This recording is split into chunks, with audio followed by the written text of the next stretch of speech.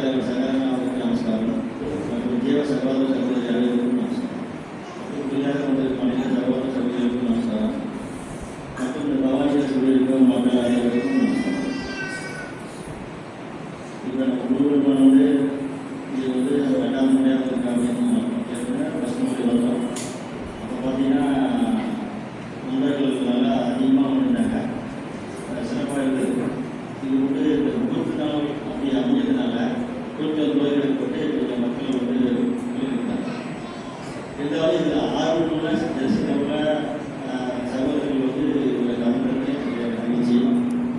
ஏன் அப்படின்னா குற்றமாக்கத்தோட குடும்பத்தோடு கலந்து அப்பாவை சந்தித்து அந்த பெரிய பிணியை நீக்கணும்னு குடும்பத்தில் வந்திருக்காங்க. அவங்களெல்லாம் நான் ரொம்ப வரவேற்கிறேன். அப்பா என்ன பேசணும் அப்படிங்கிறத பார்த்தீங்கன்னா இதுக்கு சொல்லி நிறைய சொல்லித்தருவேன்.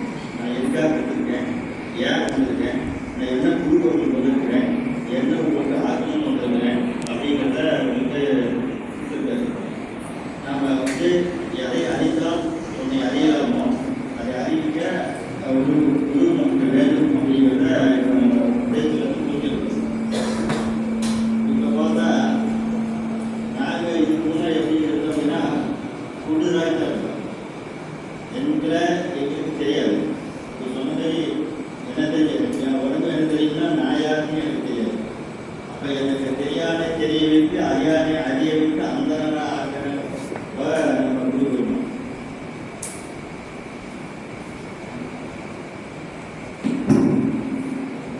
இப்போ கோயிலுக்கு போனால் நம்ம அப்பா கொஞ்சம் சொன்னார், கோயிலுக்கு போனால் தரிசனம் பண்ணியான்னு கேட்கணும்.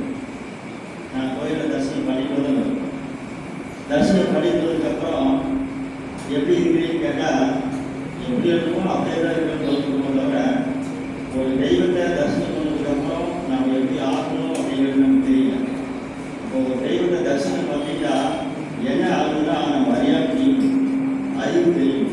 அது தெரிஞ்சால் தான் உன் மனதை நீ அறையாமல் இருந்து அதை காக்கக்கூடிய ஆரம்பத்தை செய்ய முடியும். அப்போ ஒரு தெய்வத்தை சந்திக்க அப்படின்னா எதை அறிவிக்கணும்னா அறிவு அறிவிக்கணும். அந்த தெய்வத்தில் அருள் இருக்கிறது அந்த செல்வம் அப்படின்னு சொல்கிறாங்க. அந்த செல்வம் எப்படின்னா ஒரு குரு மூலமாக அவருடைய வாக்கு நாதமாக அந்த செவியில் விழுந்து அந்த செவி மூலமாக நம்மளுடைய அறியாமை நீங்கும்போது தான் நம்ம அறிவுரை அறிந்து கொள்ள முடியும். அப்படி அறிவிக்கிறதுக்காக தான் விசேஷமாக அவதாரம் எடுத்து குடும்பிக்கு இந்த மனிதர்களுக்காக வராங்க. அப்படி வந்தீங்கன்னா நம்ம எவ்வளோ பேர் இதை அறிவிக்க முடியுது, அறிவிக்கிறோம் அப்படின்னு பார்த்தீங்கன்னா சொல்ல முடியுது. இதுலேயும் சொற்பமாக தான் இருக்குது. இப்போ நாங்கள் ஏன் இதெல்லாம் இப்படி பண்ணுறோம் அப்படின்னு கேட்டிங்கன்னா ஒரு குருபெருமான நிழலில் நாங்கள் அமர்ந்து இலைப்பாரியை இன்பம் அடைக்கிறது.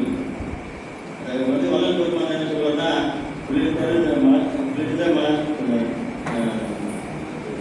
குளிர்தல் மரமே குளிர்ந்த நீரோடைய சுகமே சுகத்தை இருக்கிறத நதியே அந்த இன்பத்தை அவருக்கு சொல்லுவார். ஆக்சுவலாக ஒரு மரத்தடியில் உட்காந்துட்டு பேர் நம்ம படுத்து பார்த்துருக்கோம்.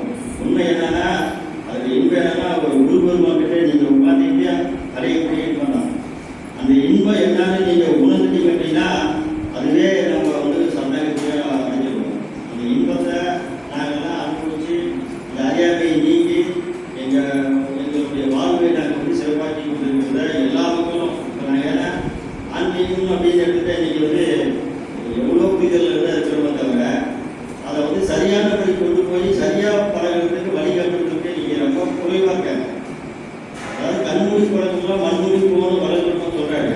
ஆனால் இங்கே பார்த்தோம்னா நம்ம கண்மூடி பழக்கம்